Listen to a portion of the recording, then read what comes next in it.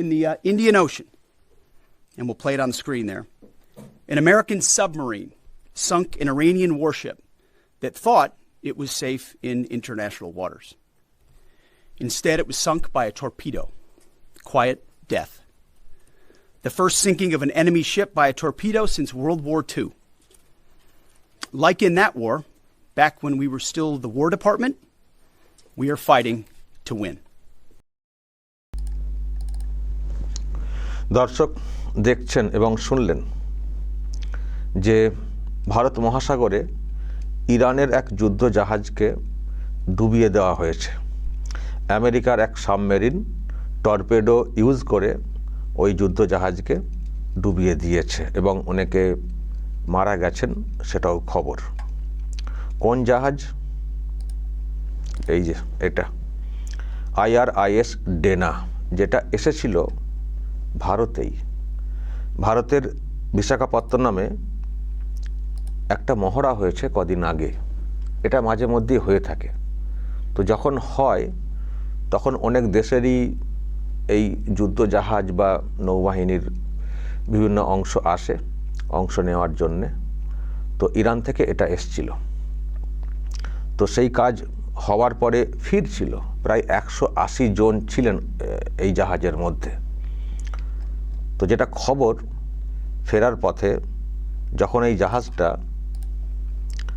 ভারতের বিশাখাপত্তনম থেকে, আমি দর্শক যদি আপনাদেরকে একটু ম্যাপটা দেখাই, দেখুন এই তো ভারতের ম্যাপ, এই হচ্ছে বিশাখাপত্তনম। এখান থেকে বেরিয়ে যখন এদিক দিয়ে এসে এই যে শ্রীলঙ্কা দেখছেন, শ্রীলঙ্কার এই দক্ষিণে যেটা বলা হচ্ছে ভারত মহাসাগরের মধ্যে যখন জাহাজটা পড়লো, মানে আন্তর্জাতিক জলসীমাতে, মানে ভারতের জলসীমা পার হয়ে শ্রীলঙ্কার জলসীমা পার হয়ে যখন আন্তর্জাতিক জলসীমাতে এলো, যেটা বলা হচ্ছে যে এই শ্রীলঙ্কার এখানে যে বন্দর আছে, এখান থেকে ওই 40 নটিক্যাল মাইল, তার মানে ওই মোটামুটি 80 কিমি ধরুন না, 80 কিমির থেকে একটু কম। তো মানে এইরকম জায়গাতে যখনই এসেছে, এরকম একটা জায়গাতে যখনই এসেছে জাহাজটা, ব্যাস যেন একেবারে ওঁত পেতে বসেছিল আমেরিকার সাবমেরিন, সঙ্গে সঙ্গে হিট করেছে, এখানেই ডুবে গেছে। এখন খবর পেয়ে, মানে এখান থেকে খবর দেওয়া হয়েছে শ্রীলঙ্কার মানে প্রশাসন আছে যেটা, সেখানে যেরকম একটা ঘটনা ঘটেছে উদ্ধারের জন্য। তো এখান থেকে বাহিনী গিয়েছিল এরকম জায়গায়, তো গিয়ে মানে কয়েকজনকে উদ্ধার করেছে এমনটাই বলা হচ্ছে, কিন্তু বেশিরভাগ লোকজন যারা ওখানে ছিলেন 180 জন, তারা কিন্তু মারা গেছেন, মানে তলিয়ে গেছেন, খুঁজে পাওয়া যায়নি। তবে কিছু মানুষকে উদ্ধার করা গেছে, সংখ্যাটা 30-40 সেটা বলা হচ্ছে। তো দর্শক এই হচ্ছে ব্যাপার। আমি তো যেটা আপনারা শুনলেন আমিও শুনলাম। আগে রুটটা দেখুন, মানে এই হচ্ছে ইরান, আর এখানে বিশাখাপত্তনম, তার মানে এদিক দিয়ে শ্রীলঙ্কার এদিক দিয়ে হয়তো যেত আন্তর্জাতিক জলসীমার মধ্য দিয়ে যতটা যাওয়া যায় গিয়ে, তারপরে তাদের সীমানায় তারা ঢুকতো। তো ঢুকতে গিয়ে এরকম জায়গাতে টার্গেট হয়ে গেছে। দর্শক আমি যেটা বলতে চাই, আমি একটা অন্য বিষয় ভাবছি যে ইরানের সঙ্গে তো যেটা হচ্ছে সে তো আমরা দেখছি, ইরানকে টার্গেট করা হচ্ছে। প্রথমত কিভাবে সব দিকটা ওয়াচে রেখেছে আমেরিকা, এটা তার একটা প্রমাণ। কবে এসছে, এখান থেকে ফিরবে, কবে ফিরবে, কোন দিক দিয়ে ফিরবে, ফিরলে কি করব, একেবারে টর্পেডো নিয়ে বসে রয়েছে। টর্পেডো মানে দর্শক জানেন তো টর্পেডো কী জিনিস? টর্পেডো হচ্ছে, আমি একটা ছবি দেখাতে পারি। টর্পেডো এই যে দেখুন, ওই যে ডুবো জাহাজ সেখান থেকে বের হচ্ছে। টর্পেডো অ্যাকচুয়ালি ওই মিসাইলের মতো আর কি, মানে টার্গেট করে ছোঁড়া যায়, সেখানে গিয়ে হিট করবে, হিট করলে একেবারে সব মানে বিস্ফোরণ হয়ে যাবে আর কি।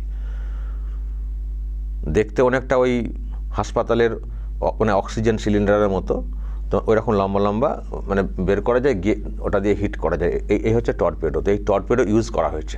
মানে এই যে যে জাহাজটার কথা বলছিলাম, দেখাচ্ছিলাম,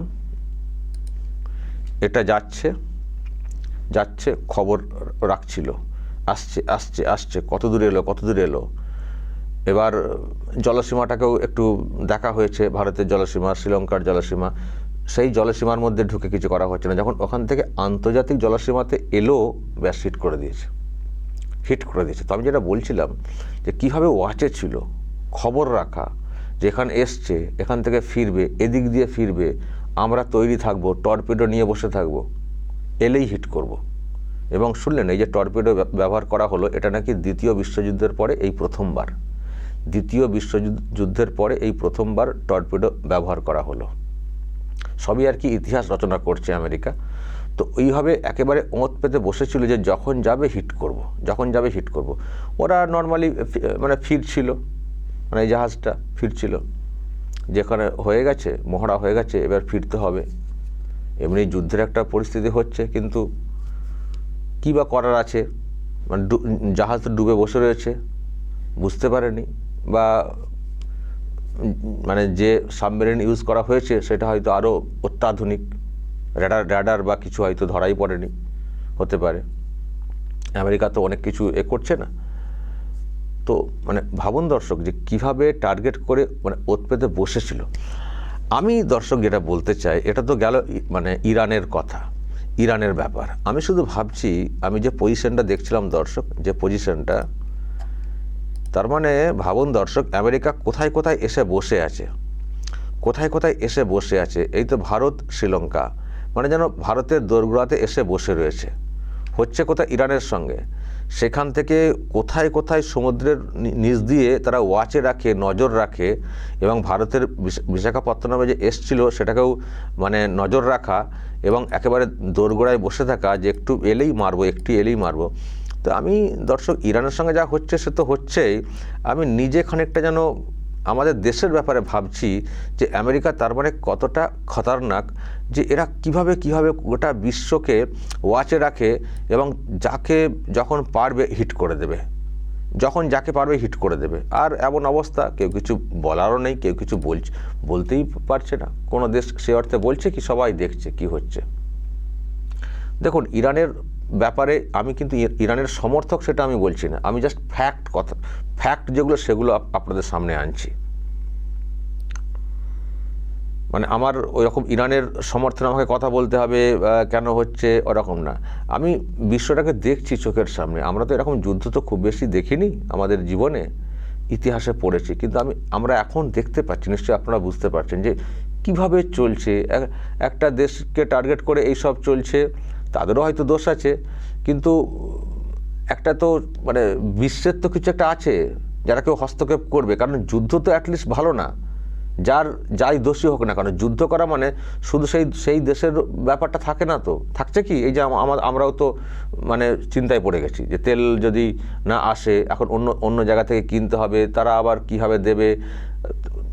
একটা সিস্টেমের মধ্যে ছিল, সিস্টেমটা ব্রেক করছে, সমস্যা তো অনেক রকম হবে না। তারপরে সব ফ্লাইট দেখছেন, সব কথা কী সব হয়ে গেছে, পুরো ঘেঁটে গেছে। একটা দেশের সঙ্গে আরেকটা দেশের অর্থনীতি জড়িয়ে থাকে। মিডল ইস্টে আমাদের প্রচুর বিনিয়োগ আছে, অনেক মানে অর্থনৈতিক কানেকশন আছে। ফলে সবাইকেই ভুগতে হবে, সবাইকেই ভুগতে হয়। ফলে যা সমস্যা আছে, যা ব্যাপারগুলো আছে, সেগুলো মেটার না, কূটনৈতিকভাবে অন্যভাবে মেটার না। এই যে যুদ্ধের আকারে চলে যাওয়া, এতে তো এরকমও তো দেখছি না যে আজকে যুদ্ধ হলে কালকে একটা রাস্তা বেরিয়ে গেল, সেটাও তো দেখতে পাচ্ছি না। এখন যদি এটা লেন্দি হয় তো মুশকিল। এবার আস্তে আস্তে তো সবাই যেন কোথাও কোনো না কোনোভাবে জড়িয়ে যাবেন, ফলে মানুষ ভুগবেন। আমি সেই জন্য কথাটা বলছি। আমার এরকম কোনো এতে ইন্টারেস্ট ওই রকম ব্যাপারটা না। আমি জাস্ট যুদ্ধ আর এই যে জিও পলিটিক্স আর এই যে ভৌগোলিক যে ব্যাপার স্যাপার, এইগুলোকে দেখছি আর ভাবছি আর কি, যে আমেরিকা কতটা খতরনাক। যে তার মানে ভারতের ব্যাপারে যদি কখনো কিছু হয়, ওরাও মানে তখনও তো সমুদ্রের নিচ দিয়ে চলে এসে কোথায় কি মানে হানা করে দিয়ে চলে যাবে, তাই না? হানা করে দেবে। মানে খুব মুশকিল। মানে আমেরিকার এই যে আচরণ, এটা খুব উদ্বেগজনক, খুব উদ্বেগজনক। আমার মনে হয় আমাদের দেশের যারা আছেন তারাও নিশ্চয়ই দেখছেন, নৌবাহিনী নিশ্চয়ই দেখবে।